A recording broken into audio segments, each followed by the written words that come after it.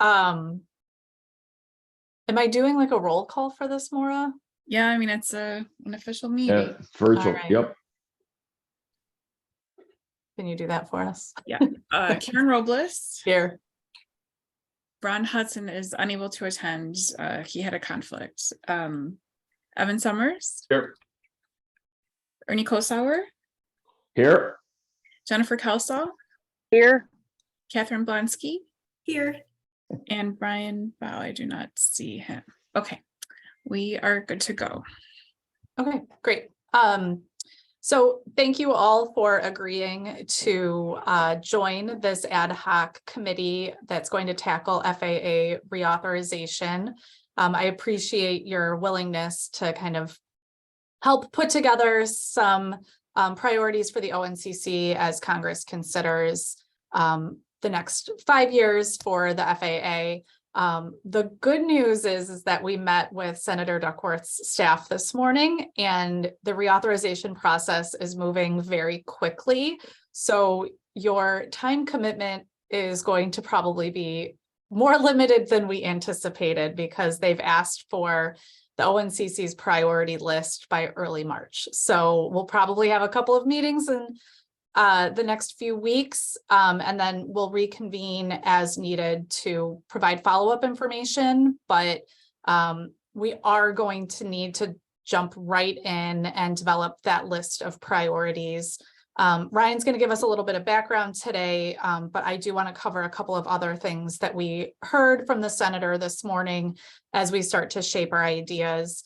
One of the first things that was brought up is that whether we agree with it or not, O'Hare Airport is seen as an asset to this region and to the city of Chicago and the surrounding communities. And so there is a willingness to help offset some of the negative impacts associated with O'Hare, but we should move forward with priorities in the spirit of O'Hare being an asset. I understand that we would all like for there not to be aircrafts operating at night.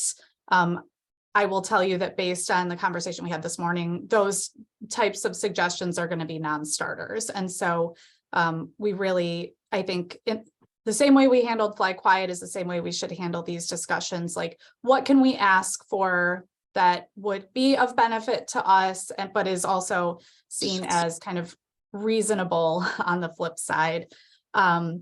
We also should advance things that are good for O'Hare, but the more we can find other partner airports, particularly those who also have senators and representatives who are serving on these aviation committees, the greater likelihood there is that we can advance those priorities and get them included in the final reauthorization bill. So we'll do some of that, but just, food for thought. They said the more we can, find how things would also benefit, like airports in Florida or Texas or Georgia, is just going to increase the likelihood of success on our side of things. So, what about airports in Schaumburg? I mean, I'm going to be making specific requests independent of this on behalf of small GA airports, but we don't sound insulate. So, hey, Evan, just out of curiosity, you want to put an airport in Bensenville? We already have one, thank you. And then I think the other thing I just wanted to hit on is that because things are moving so quickly, it sounds like they do anticipate that they will have a bill passed by August. They've sort of set the expectation that we should advance kind of a list of priorities in early March, but that there may be an opportunity then for us to follow up with kind of background information, kind of supporting documentation as to why we think those things are important. So we're going to focus on developing a list and prioritizing it, and then we'll have an opportunity to sort of expand on that. So at this point, I will hand it over to Ryan to give us a little bit of background, and then the plan will be to sort of just jump right in terms of brainstorming what sorts of things we think would be reasonable to either ask to be continued in the reauthorization or ask to be added into the new legislation. So any questions before Ryan gets started? Just want to highlight, we've never done this before as ONCC, so just having a seat at the table is a big step for us. So anything we can get out of this process, I think, has got to be a win. Typically, we've just let this happen and go by us. So Actually, I did some research and I wow, found I look like a liar. no, it goes back. I mean, like to 2008. I was just telling Joe there was quite a bit of information on the network in the files of like position statements and letters, and there was quite an effort back in 2008 I and think previous to that too. I was around during that time, and it was done much less democratically than we're doing it now, with a small d. Frankly, I don't know. I do remember something happening now that my memory's been jogged, but the rank and file, which I was at the time, really had nothing to do with it. Yeah, and I think that's a good point. And we can share, Bora did send that over. We can certainly share that information. But also I think we should sort of start kind of with what we know about where we're at today and what we think is important today. I think it's going to move fast, and so we're going to do our best to be democratic with a small d. But we are also just going to have to advance things. You know, we talked a little bit about like continuing our sound installation program and making sure there's funding is a no-brainer. I have zero concerns that anyone on the ONCC will oppose that effort. So, okay, Ryan, you want to take over? Sure. Thank you. Good afternoon, everyone. So Chairwoman Robles requested that I do a kind of FAA Reauthorization 101 for you.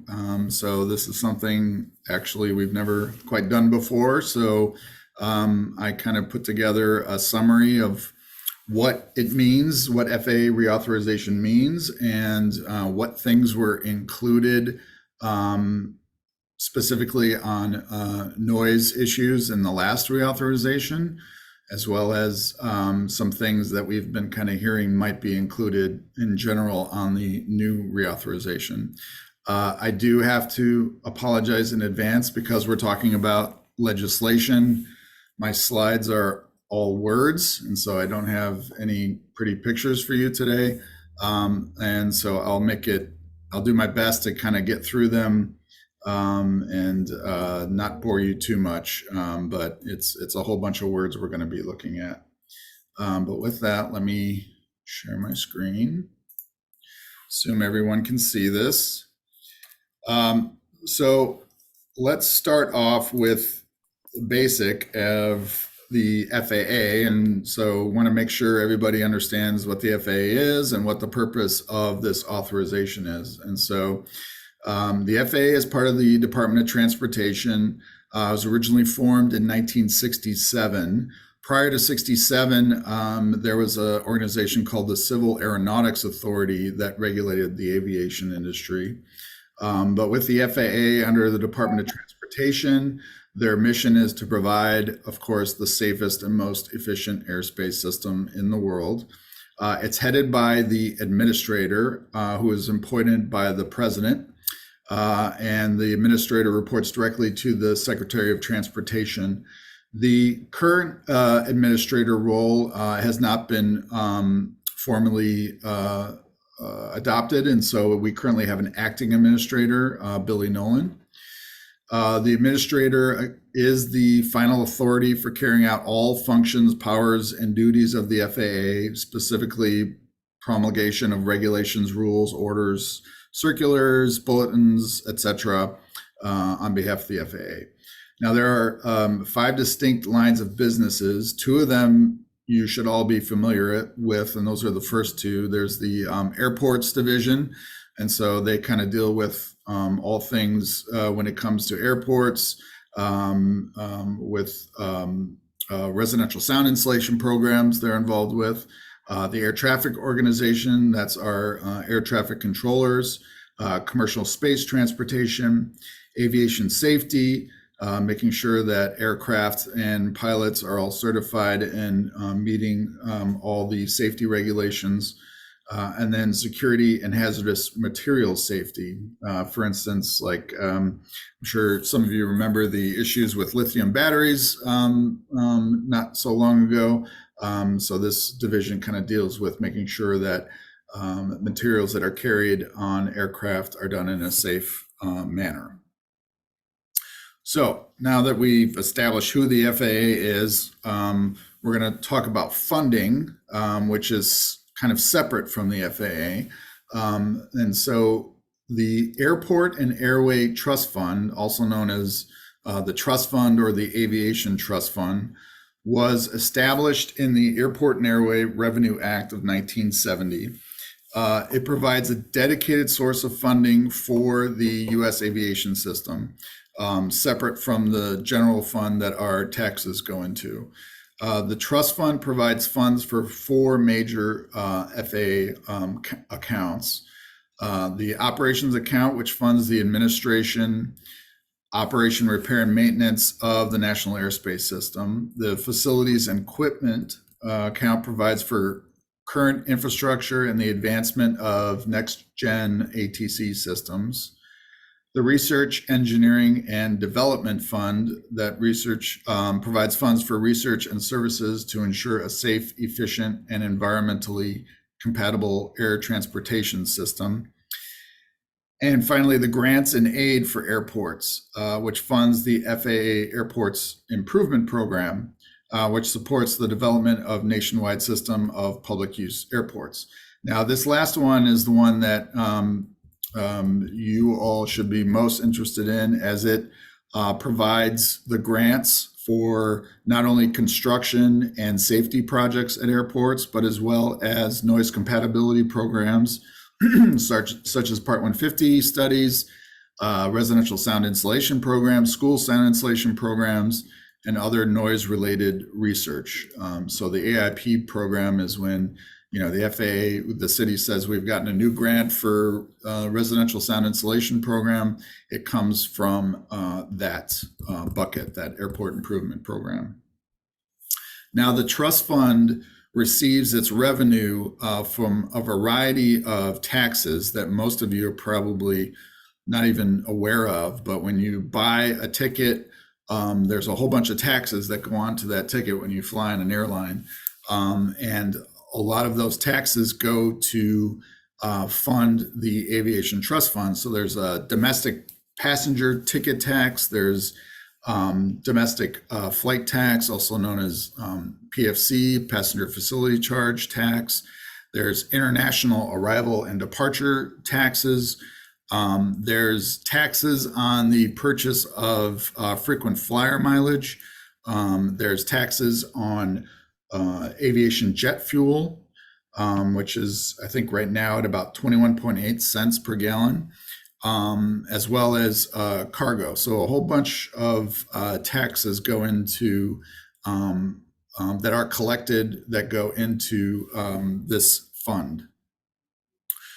So we have this fund, and Congress is the one who allocates, where this money, where in taxes are collected, they determine where they're allocated to. This ties into what is the reauthorization. So Congress must give the FAA the authority to collect those taxes and spend from that aviation trust fund through legislation. And so without any reauthorization or an extension of a reauthorization, the FAA would not be able to spend any revenues allocated from the trust fund. Congress intends to fund the FAA under multi-year authorization to provide funding and authority stability beyond a one-year budget cycle. This has led to recently 5-year reauthorization bills. Previously, there were one-year reauthorization bills, and it got pretty messy as lawmakers, as you can imagine, weren't agreeing that quickly, and they were not able to pass funding quickly enough. So they had to do emergency extensions all the time, and it got really messy. And so the intent now is to do more multi-year authorizations to avoid that. The most recent reauthorization was passed back in 2018. And so we'll talk about that Reauthorization Act and what was included.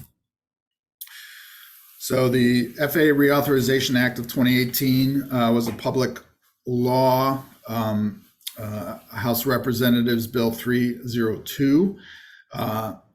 It was the first, excuse me, it was the first significant multi-year reauthorization since the FAA Modernization and Reform Act of 2012, and was the first 5-year reauthorization passed since 1982.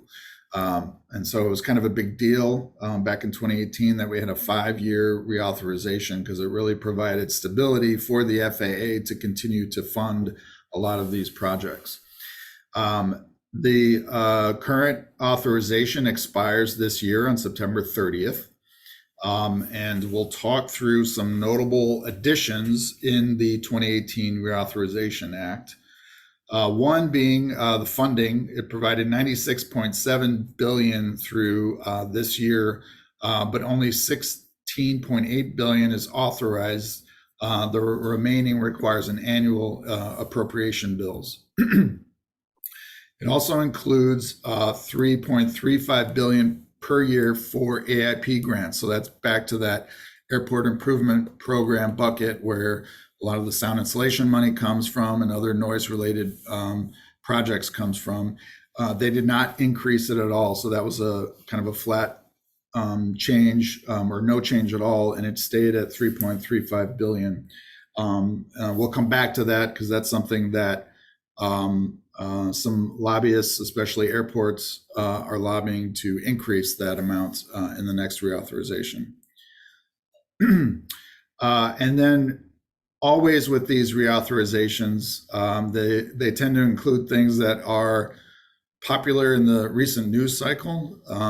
And so if this kind of gives you a little flashback to 2018 and what was going on then, some of the big things that were included were expansion of passenger rights due to media coverage. There was a lot of stories and issues about, aircraft kind of backing up from the gate, but then being delayed before they departed, and people getting trapped on an airplane on the tarmac for 3-4 hours. And so the reauthorization in 2018 provided language to address that and kind of beef up the language for the passenger rights. Cell phone issues, so not allowed to talk on a cell phone on a plane, and you're not allowed to smoke, not allowed to vape, of course. Involuntary removal. You may remember the United Airlines flight at O'Hare where a passenger was forcibly removed from a flight. It got a lot of headlines and controversy about it. So that issue was included in the reauthorization. And these passenger Bill of Rights must be posted on airline websites. And when another issue was when passengers had their flights canceled, that they would be entitled to the ancillary fees refunded as well as just the airfare. So if my flight is canceled, I'm entitled not only the cost of the airfare, but also all the kind of nickel and dime stuff I had to pay for as well, like the picking my own seat and the extra leg room and the pillow I had. And so all those kind of other added fees, ancillary fees that they tack on, you're entitled to those as well when you have a flight canceled. So next, we're going to go through all of the notable noise-related provisions that were included in the 2018 Reauthorization Act. And so there were several of them. I'm going to kind of go through all of them. I'm kind of familiar with some of them and the outcomes, but really, if you have any specific questions of what did the FAA actually do with this direction, you should really refer those questions to the FAA, but I'll speak to some of these.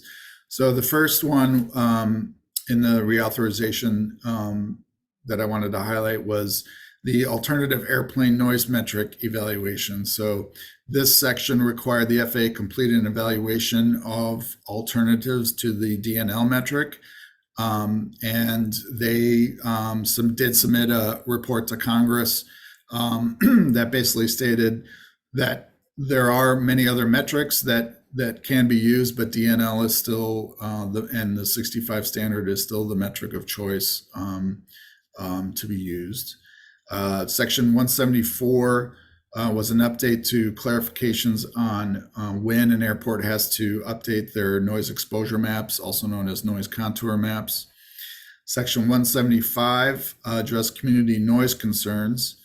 This section required the FAA to consider the feasibility of dispersal headings or other lateral track variations to address noise concerns from affected communities if asked by the airport and local community when proposing new RNAV departure procedures or amending existing procedures below 6,000 feet. So anytime the FAA, this was saying anytime the FAA was going to look at implementing an RNAV departure procedure, something we looked at in our flight quiet development, they would have to look at dispersal headings if the airport and local community asked them to do so.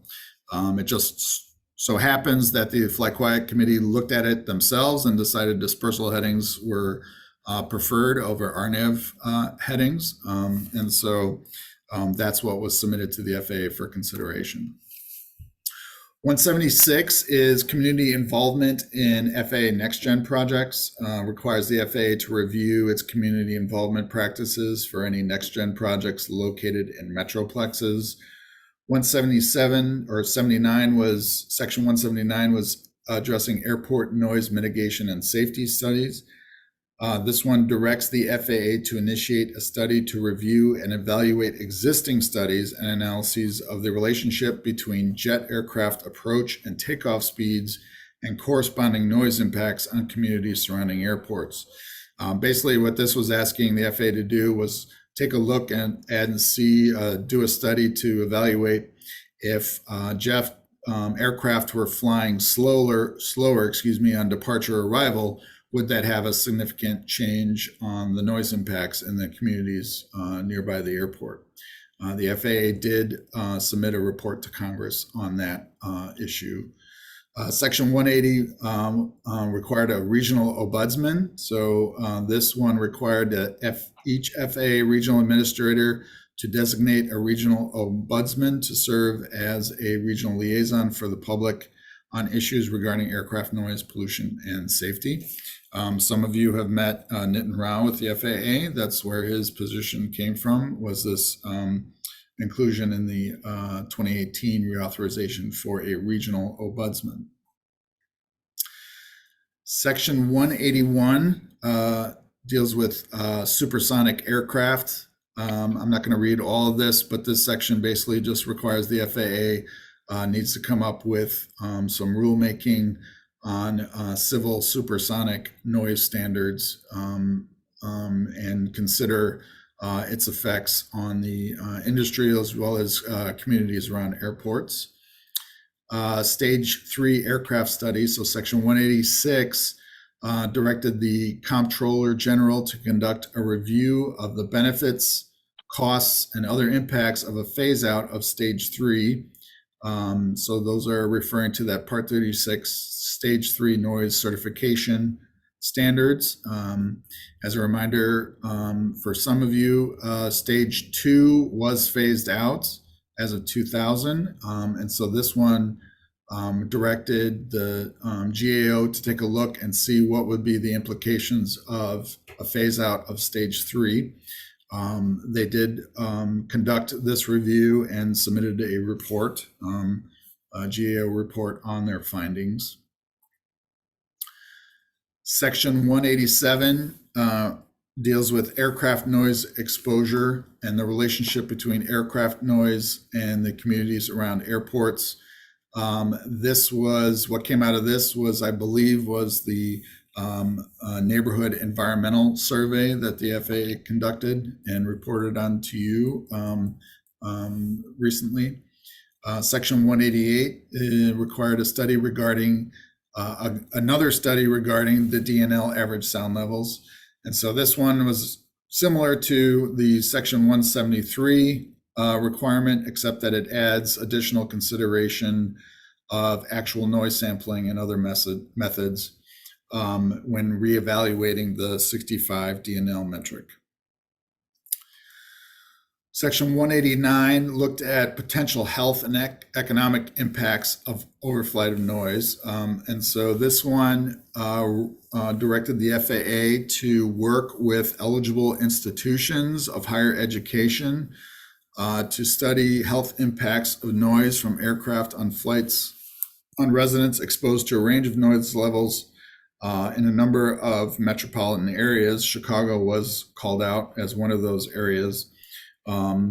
Focusing on incremental health impacts on residents living partly or wholly underneath flight paths most frequently used by aircraft flying at an altitude lower than 10,000 feet, and an assessment of the relationship between a perceived increase in aircraft noise, including as a result of change in flight paths that increase the visibility of aircraft from a certain location, and an actual increase in aircraft noise, particularly in areas with high or variable levels of non-aircraft related ambient noise. So that's a kind of interesting requirement on this study.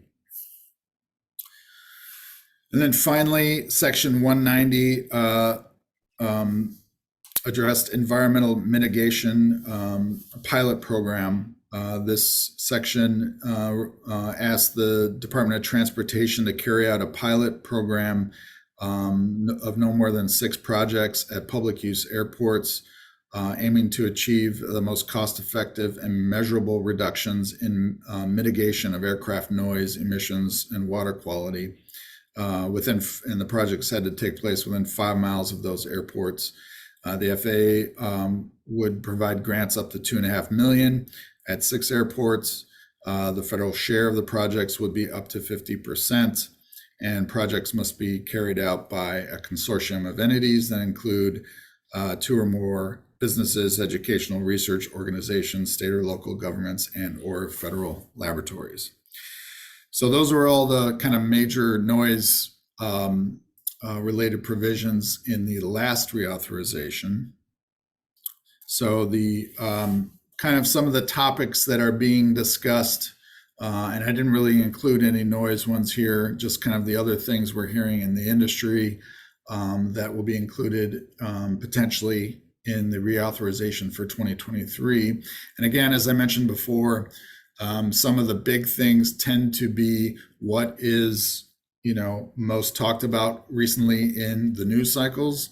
And so some of the things that I didn't quite put on here, but will most likely be talked about in reauthorization are, advances in technology, especially when it comes to airline schedules and FAA databases.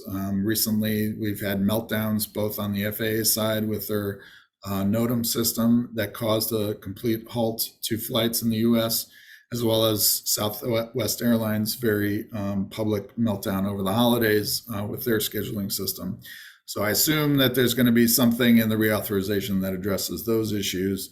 In addition, there's going to be probably a lot of language addressing climate change, promoting sustainable fuels, intermodal connections. We heard from Senator Duckworth's staff this morning on her interest in, connecting airports with ground transportation. And so, making sure airports are more connected with trains and buses and other public transportations rather than just cars. Resiliency. Again, resiliency is infrastructure projects to help address climate change, looking to expand federal funding eligibility for those projects.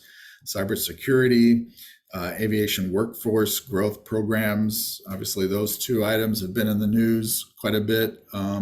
Labor issues in the aviation industry, as well as cybersecurity. Some of the airports across the country got hit with some cyber attacks recently.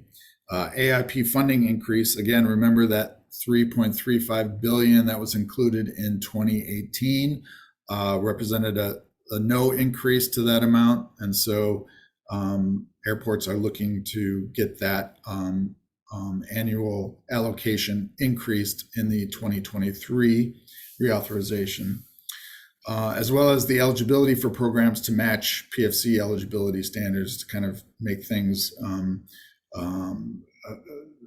increase continuity between those two requirements, as well as a PFC rate increase. This always, anytime there's a reauthorization, there's always a big kind of lobbying effort by both airports and airlines, and they're opposing each other. Airports want to increase the passenger facility charge rate.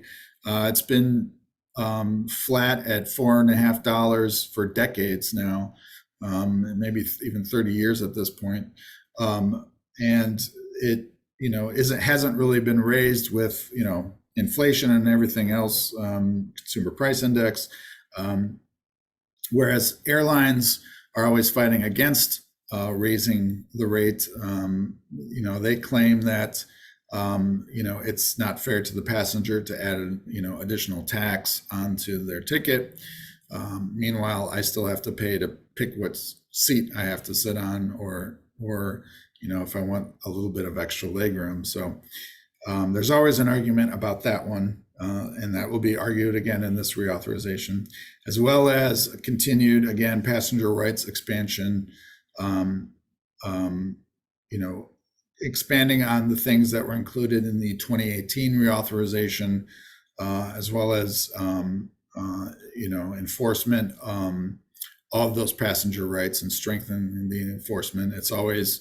This is always an issue that comes up, and people are always just unhappy when their flights get canceled. And so they look to their lawmakers to help, address the issues when it comes to canceled flights or delayed flights. And so that is the kind of quick and dirty FAA reauthorization 101.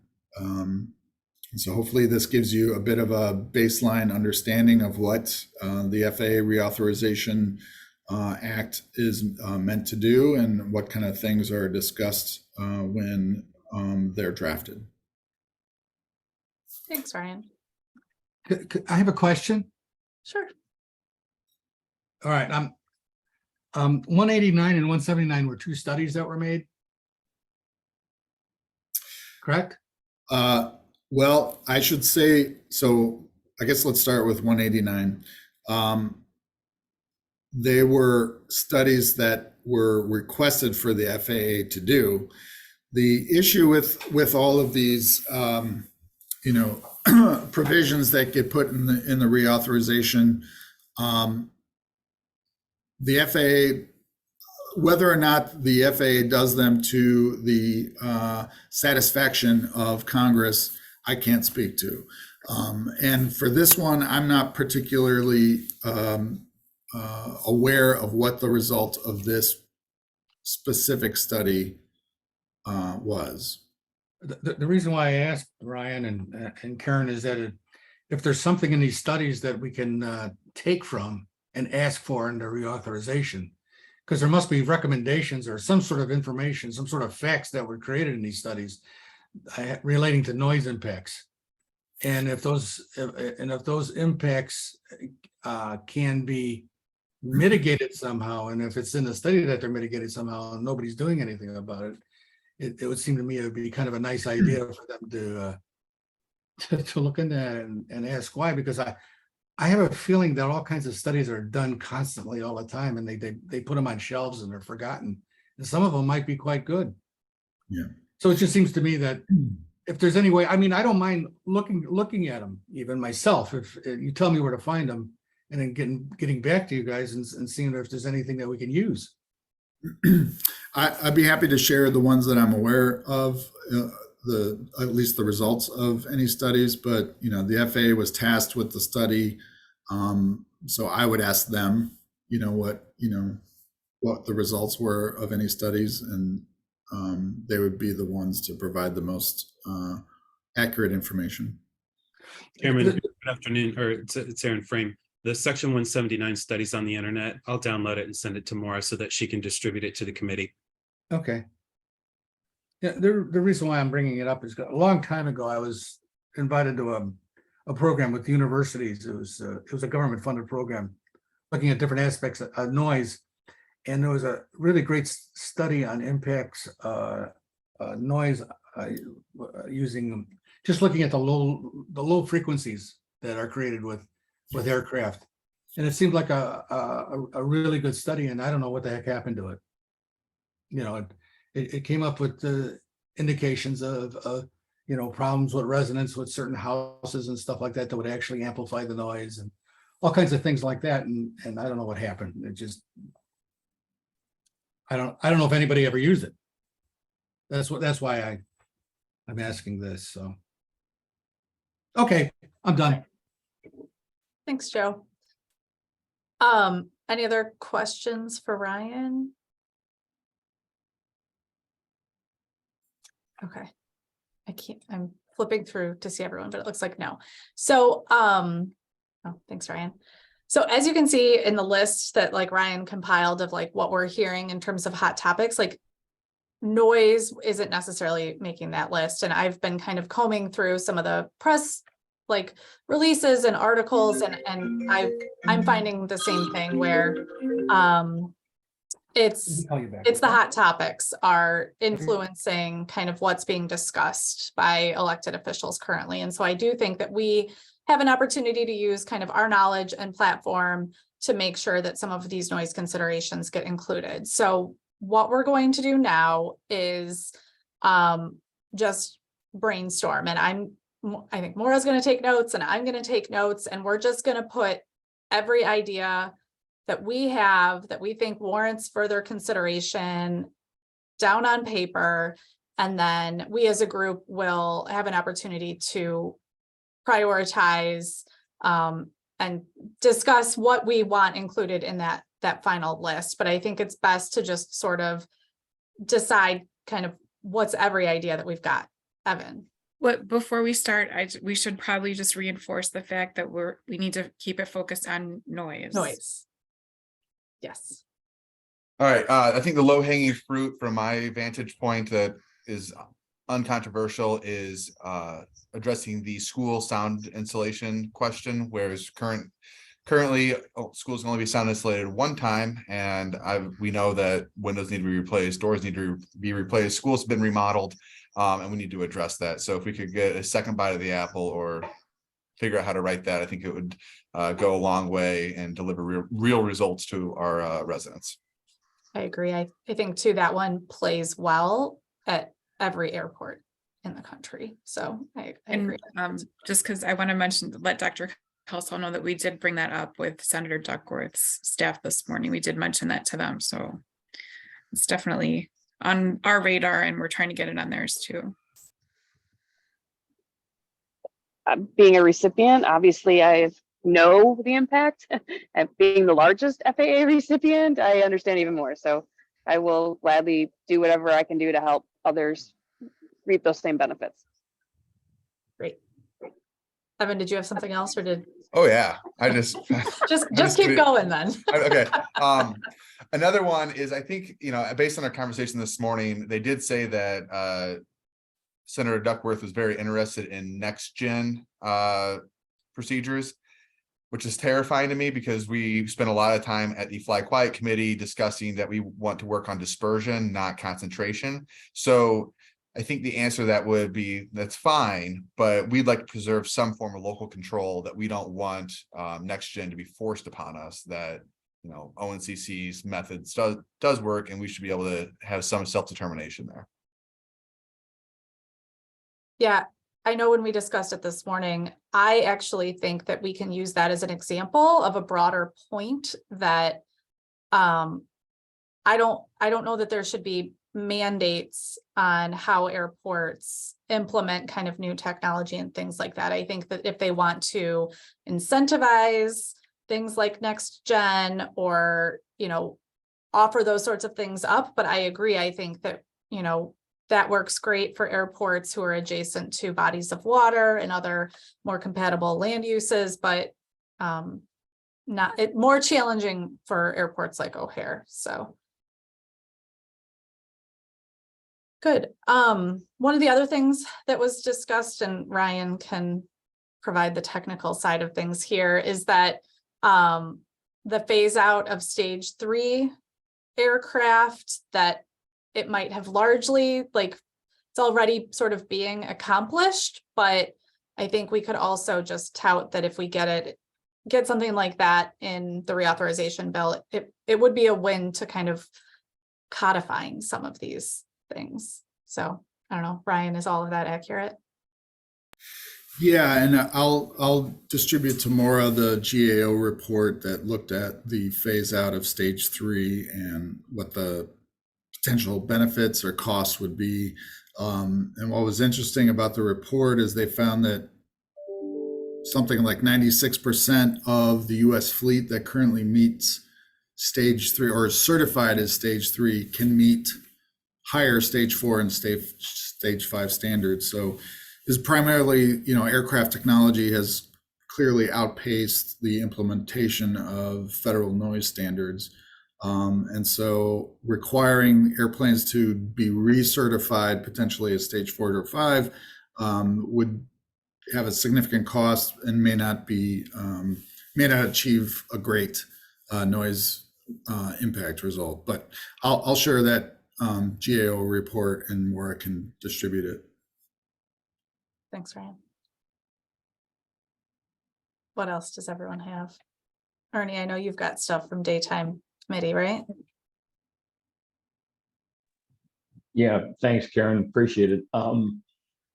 One of the things that's going to come out of the daytime noise committee, which I'm going to recommend to Evan, that it goes from my committee to your committee, which is on the issue of reauthorization, basically along the lines of Congress, if you're gonna reauthorize the FAA, we'd really like, as a stakeholder, meaning ONCC, we'd like, you've done a fair job, but we would like you to do even better at communicating with us on issues that we may comment on. So that'll be one coming your way.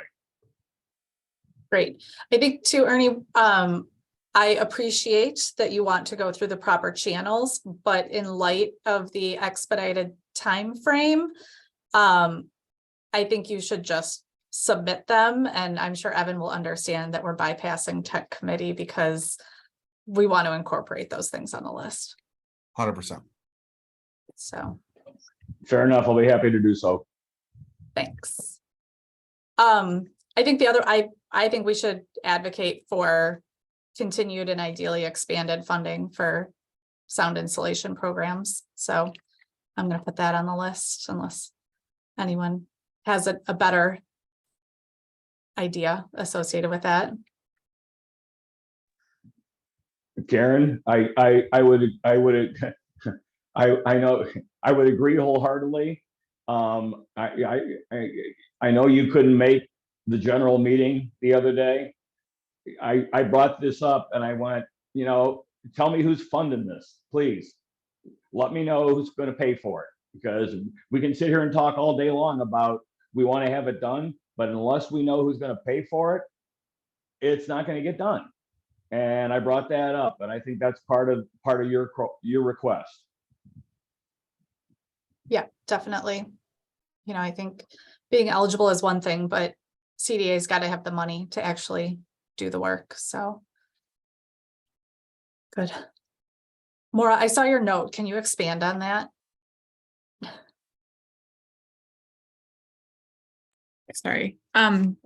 Yeah, if we wanted to include something about outreach and education, just how important it is, especially, in light of maybe the TAP EA and how our members were a little disenchanted with that process. Oh, yes. Okay. Limited opportunities for commenting.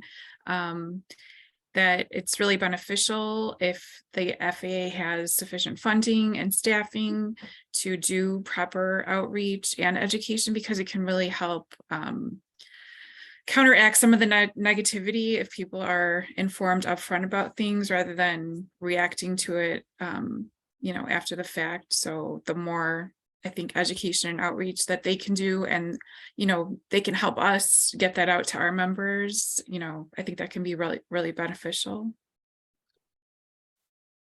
To Okay. kind of tag along on that, I had found a report from the U.S. Government Accountability Office, or GAO, and they had reported saying, okay, FAA's outreach is good, but it could be better, and that the plan was to increase it by the end of 2022. So I think, yeah, absolutely, like community outreach, something to help us reach out to other people and get the proper information, just so that our residents know and have the education on it.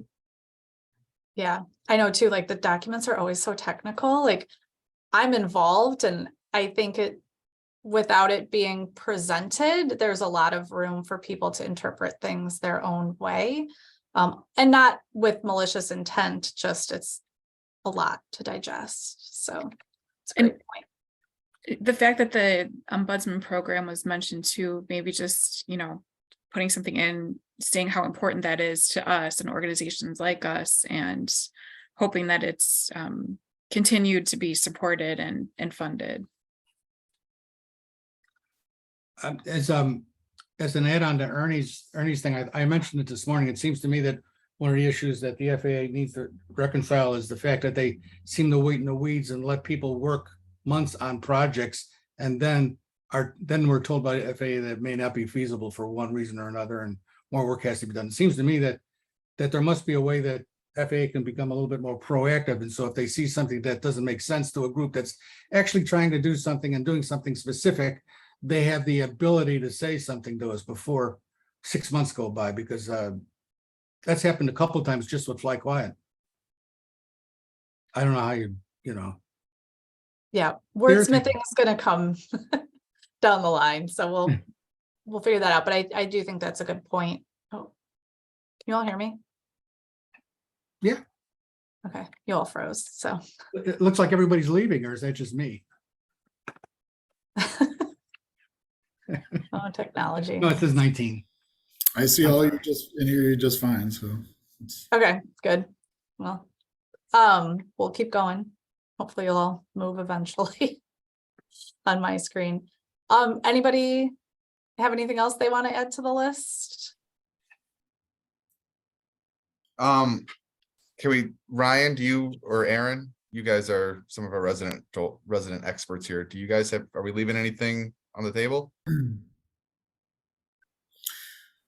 Well, I think some of the things that have been brought up by Ernie and Maura, we've kind of talked about on the side, especially funding for sound insulation. That was a big one. We wanted to make sure that you definitely advocated for that in this reauthorization.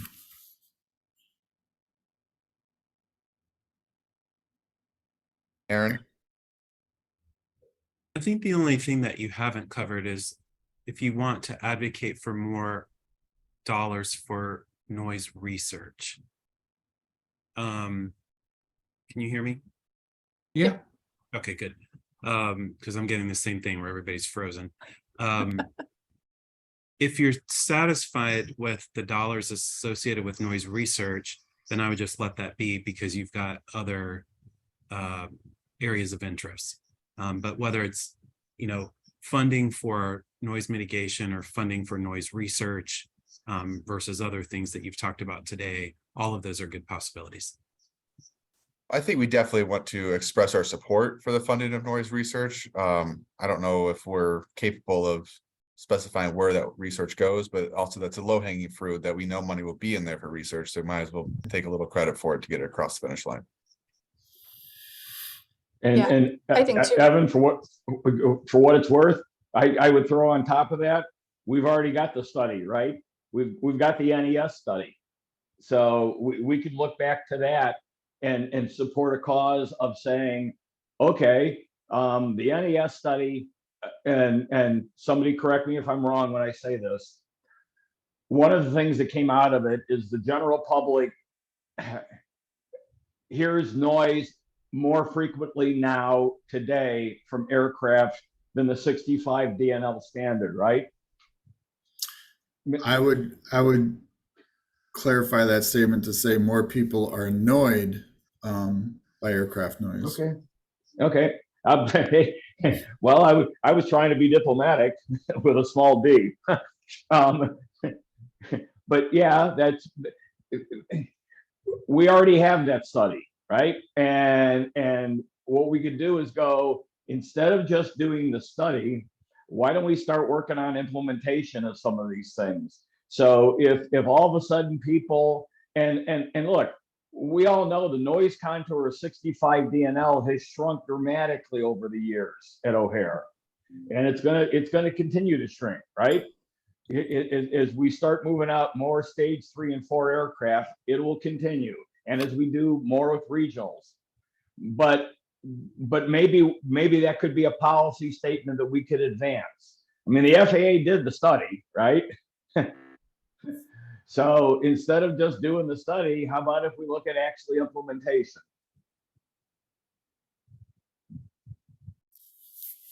Ernie, did you also want to, address, we did talk about clean, it's kind of not exactly noise related, but sort of noise related in the daytime. Oh, it is. It's absolutely related. And as we talked about at committee the other day, clean is a very important program, and I think we as an organization can do something to support that by publicly coming out and going, yeah, this is something that's really important, so why wouldn't we want to do it? Why wouldn't we want to say to everybody that we support this? Okay, I mean, it for what it's worth, and I think Nitin's on the call, but the FAA, I mean, the guy who runs the clean program is going to be the keynote speaker. My understanding, anyway, I could be wrong, but he's going to be the keynote speaker at ANES this year. And so, you know, I think it's becoming a bigger and bigger deal. And I realize clean doesn't just deal with noise; it deals with everything environment. But I think our organization, I don't think it would be wrong for us to make a policy statement that said we support the FAA in their clean program and their efforts.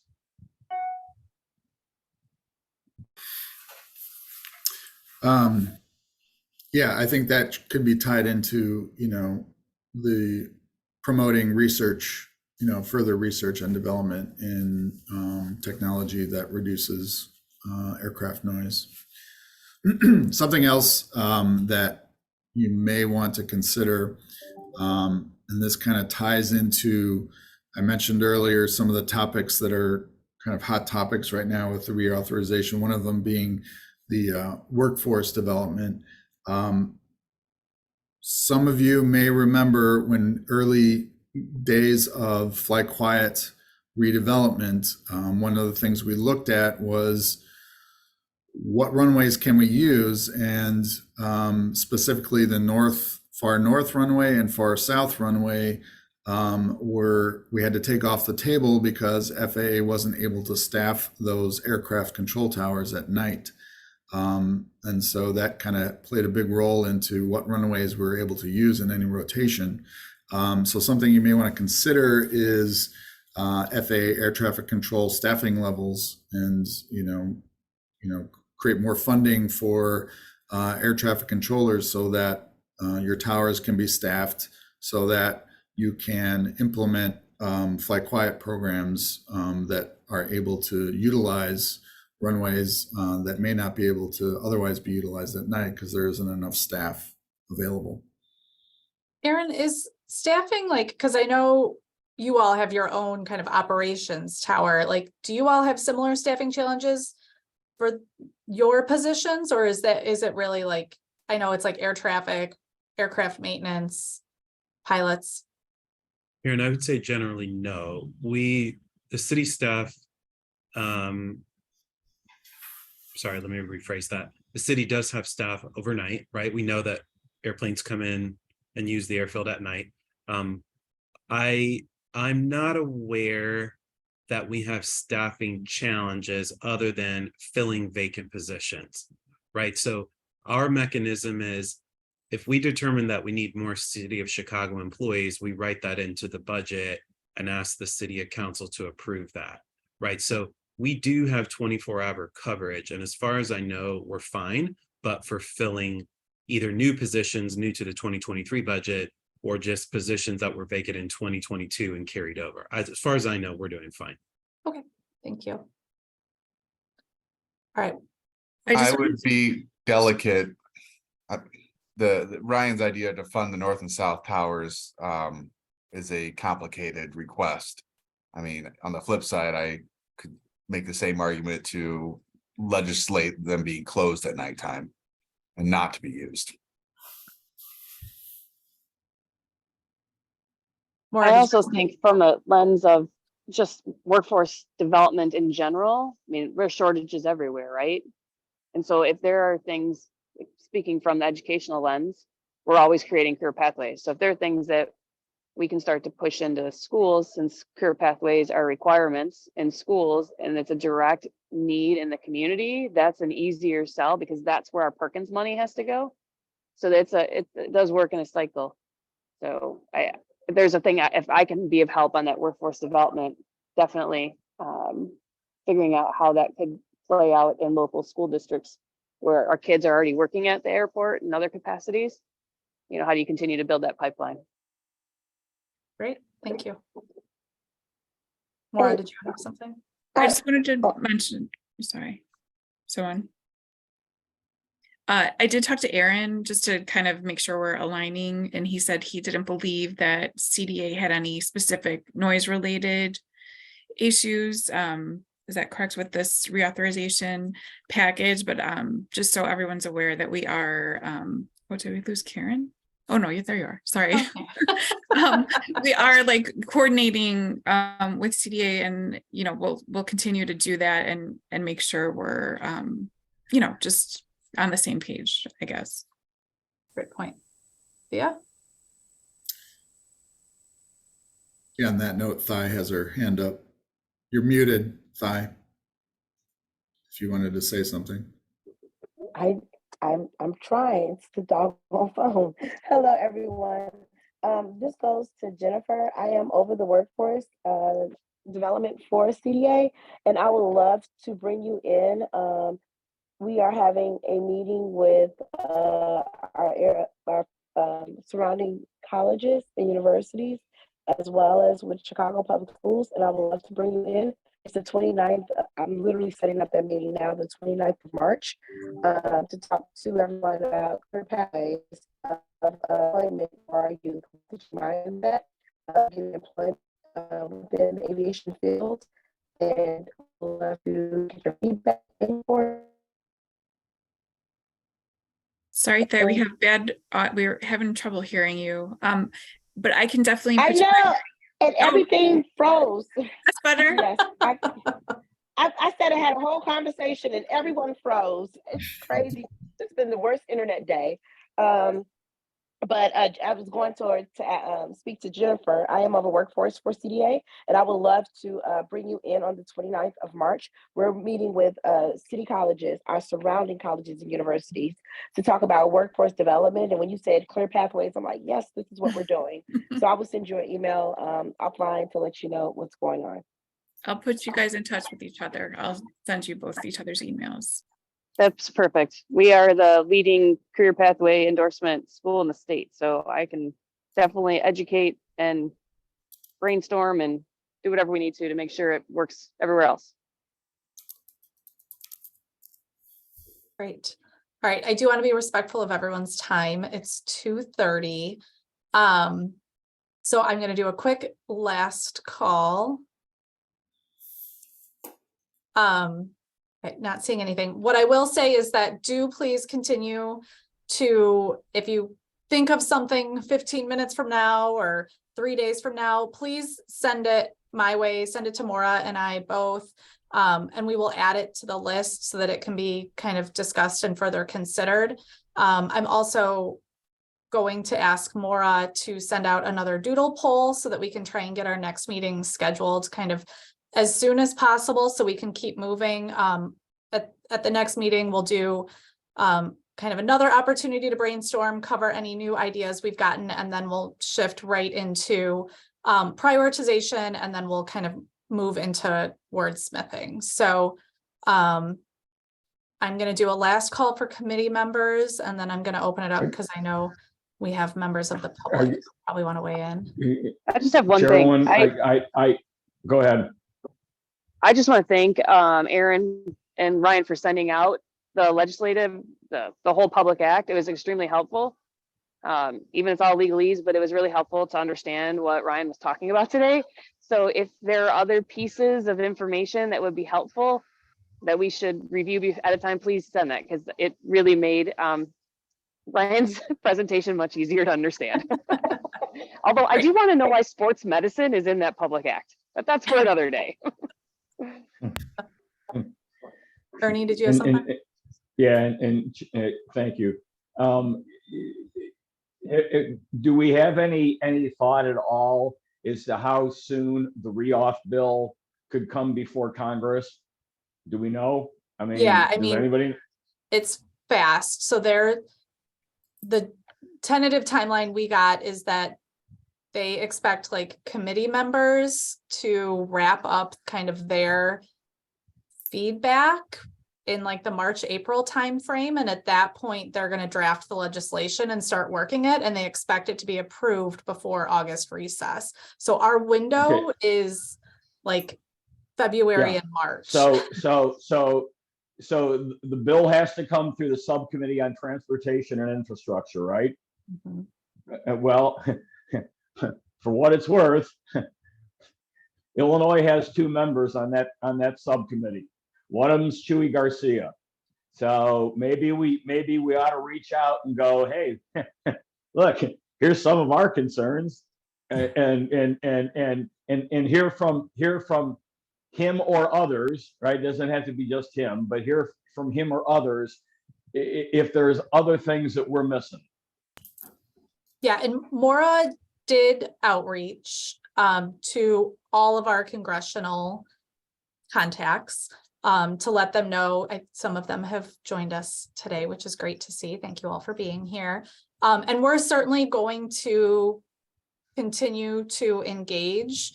I will say, given the timeline that was laid out this morning, I think opportunities to like convene this group for kind of what we had originally envisioned was some of those bigger briefings is going to be very challenging. I think we learned this morning we just aren't going to have time for that.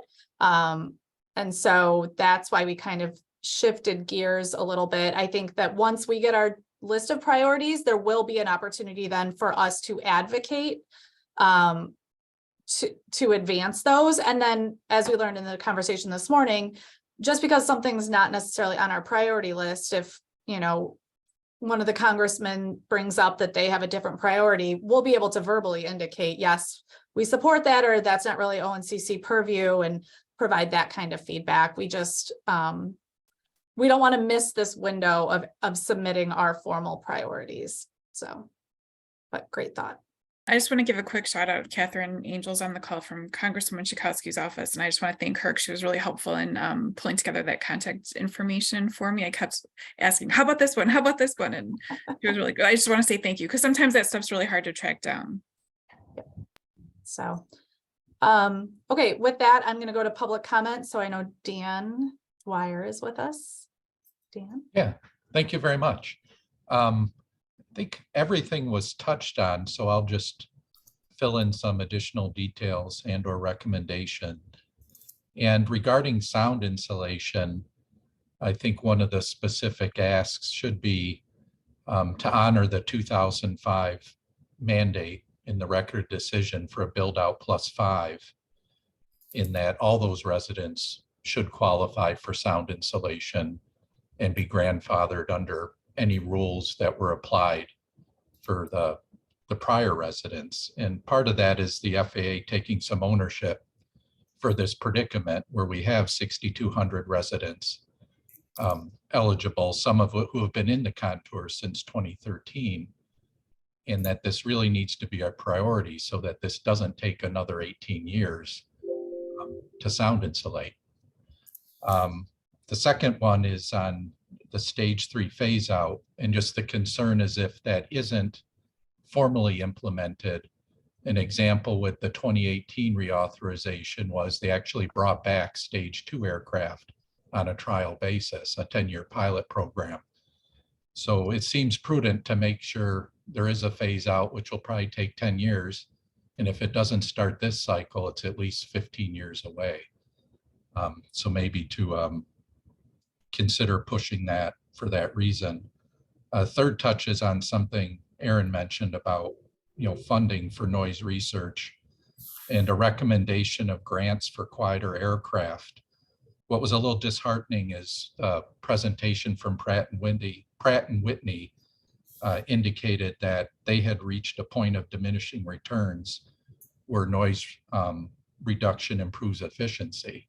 And the aircraft itself, to that gentleman, is described as a commodity. So they want to know what the aircraft costs them to operate, not whether it's the quietest aircraft out there. So future improvements in quieter aircraft may require funding if the airlines aren't willing to bear that brunt or pass it along to passengers.